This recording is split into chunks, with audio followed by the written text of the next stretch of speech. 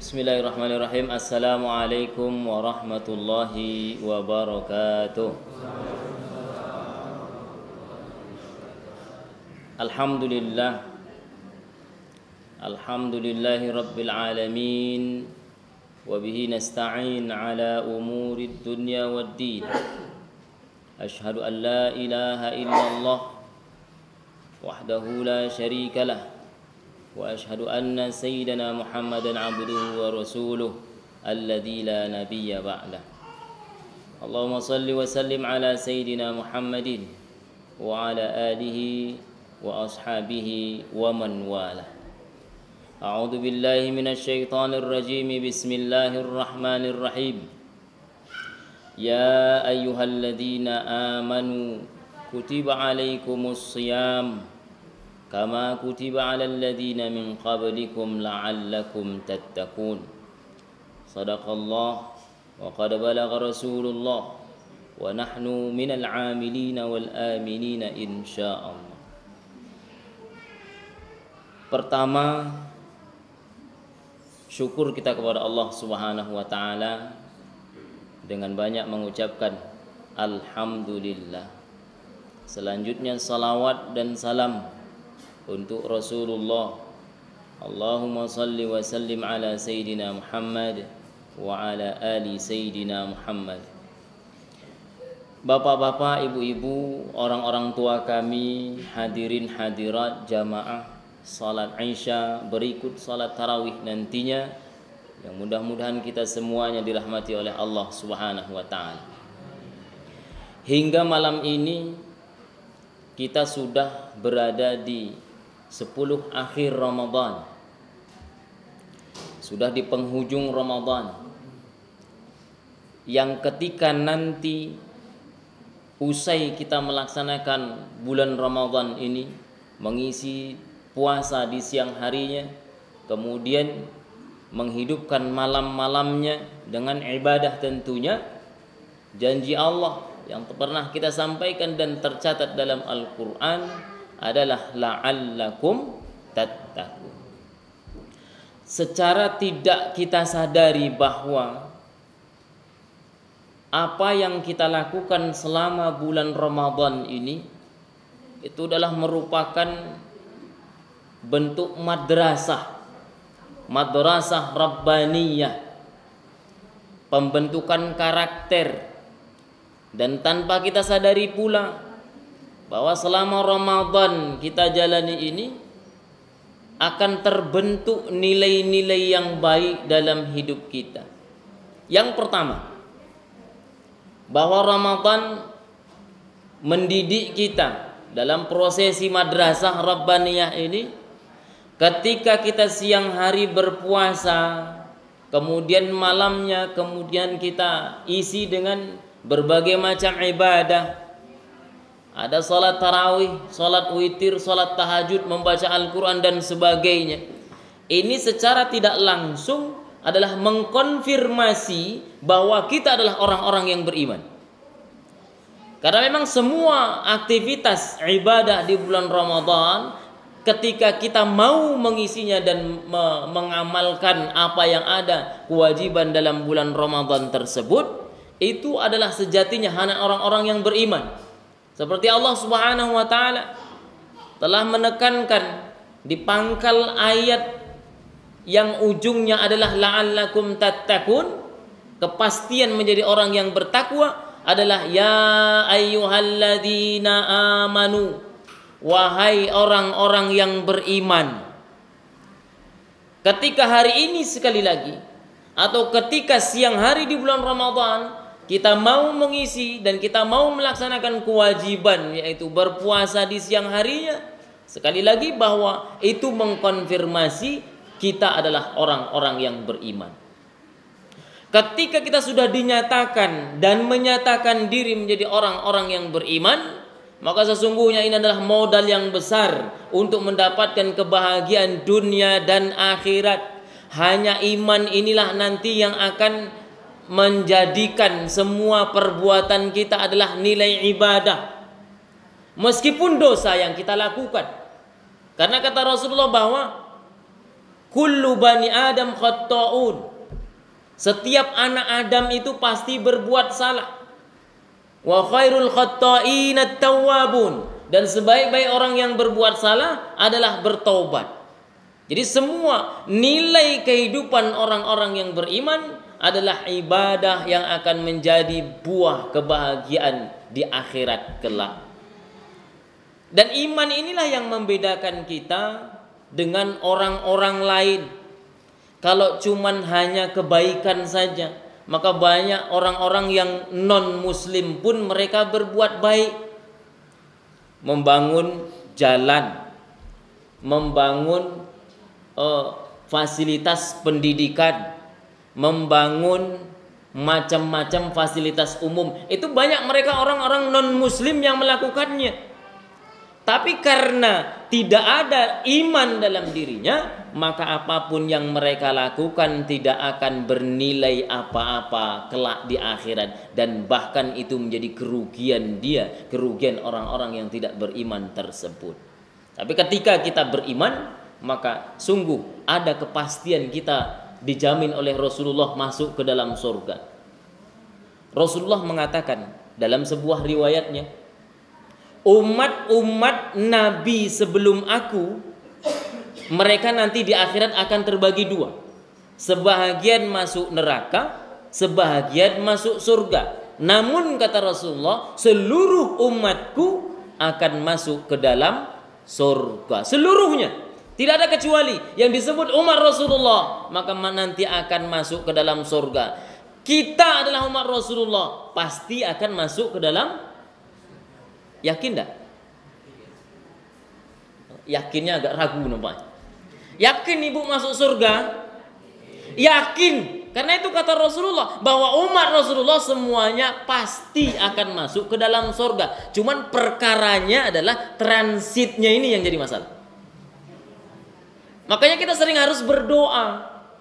Adkhilnal jannata bighairi hisab wala sabaqal adab. Ya Allah, masukkan kami ke dalam surga tanpa hisab dan tanpa didahului dengan azab. Kenapa harus transit? Karena surga inilah tempatnya orang-orang suci, tempatnya orang-orang yang tidak ada dosa. Ketika umat Rasulullah nanti ada punya dosa, tentu harus dibersihkan dulu. Dibersihkan di dalam neraka, transit dulu. Berapa lama transitnya? Wallahu a'lam bissawab. Kita ambil satu sampel contoh. Kemarin sudah disampaikan. Ada sebuah riwayat mengatakan, barang siapa yang seumur hidupnya dari akhir balik tentunya, seumur hidupnya tidak pernah tinggal sholat dari mulai akhir balik. Kalau laki-laki berkisar umur 14 tahun, kalau perempuan mungkin berkisar 10 atau 11 tahun. Itu sudah akhir balik. Tapi kalau anak-anak sekarang nggak sampai umur 10, masih umur 9 tahun mungkin udah balik dia. Karena anak-anak SD kelas 2 itu atau kelas 3 udah tahu udah dipacar. Iya, coba tanya anaknya yang kelas 2 SD itu udah punya pacar atau belum? Ini bahayanya. Jadi terlampau cepat sekali dia berpikir perkara-perkara itu. Dari mulai akhir balik sampai umur 40 tahun, kita katakanlah 40 tahun. 40 tahun meninggal dunia. Ada yang ngamuh sampai 10 tahun meninggal dunia. Nggak, walaupun kita tahu bahwa kematian itu pasti, tapi kalau disuruh duluan pasti nggak ada yang mau. Termasuk saya juga nggak mau. Pak Ustadz mau duluan mati enggak. Tapi kalau udah ada jaminan masuk surga ya nggak apa-apa. Ini masih banyak dosa. Taubat dulu. Bapak Ibu yang dimuliakan Allah Subhanahu wa taala, sampai meninggal dunia tidak pernah tinggal salat. Namun ketika diaudit oleh Allah Subhanahu wa taala, karena audit Allah ini Pak nggak pernah meleset. Kalau audit BPK masih bisa kita kicuh Pak, walaupun agak-agak payah. Tapi kalau auditnya Allah, dari sekecil apapun nanti itu akan tampak. Termasuk salat kita. Setelah diperiksa, diaudit oleh Allah Subhanahu wa taala, ternyata ada salat subuhnya yang tinggal 1. Dari 40 tahun yang kita kerjakan sholat gak pernah tinggal, ternyata ada 1 yang tinggal sholat subuhnya. Apa kata Rasulullah? Maka dia harus direndam di neraka jahanam selama 30 tahun.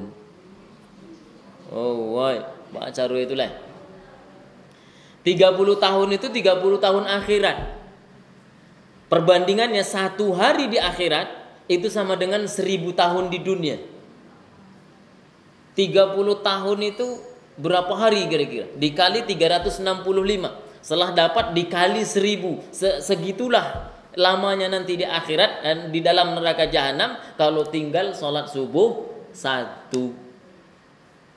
Yang jadi pertanyaannya, lay bara yang tinggal 2 lay 2 3 atau 2 tahun 2 tahun 3 tahun tinggal sholat subuh. Nah, tinggal kalikan saja. Terus bagaimana caranya agar kita terbebas dari neraka itu? Caranya mudah, bertobat kepada Allah Subhanahu wa taala.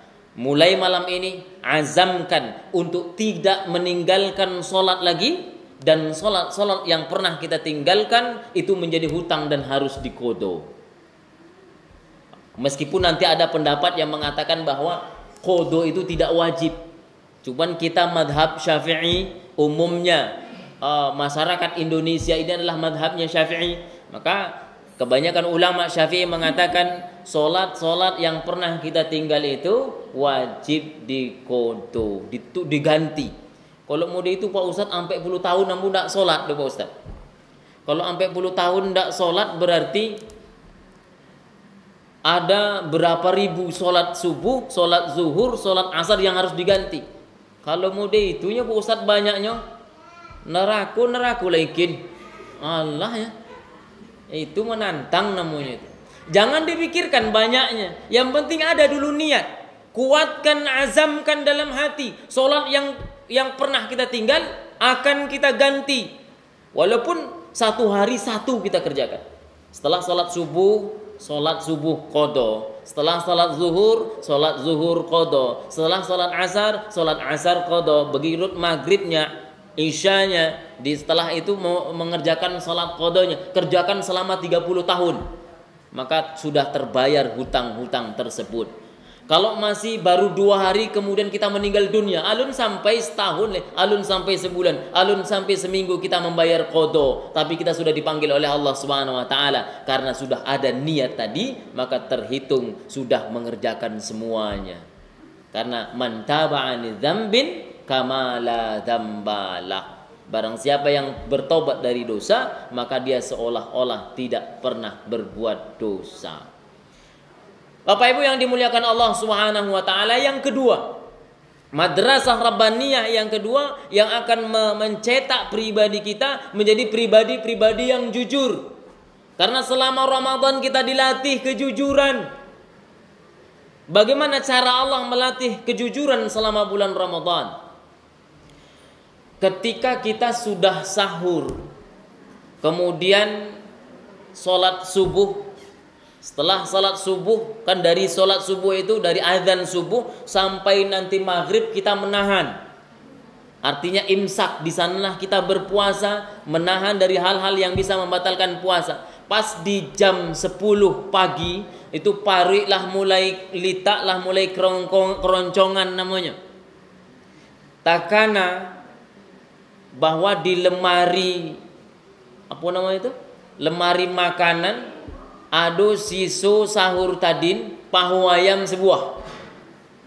Anak ndak lagi di rumah, istri pai ke pasar, tinggal wak surang di rumah parui lita ado kawan nasi di situ, dibawa kamar mandi makan selahap-lahapnya. Sudah selesai makan,